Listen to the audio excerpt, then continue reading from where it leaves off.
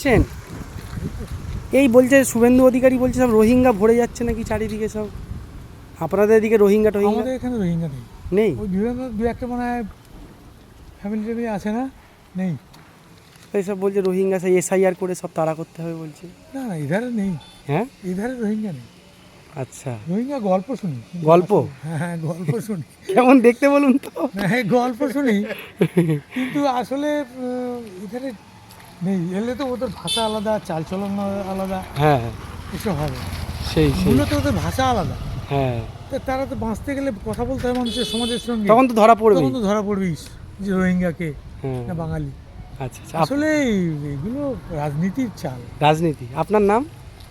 আমার নাম ধীরেন বেরা।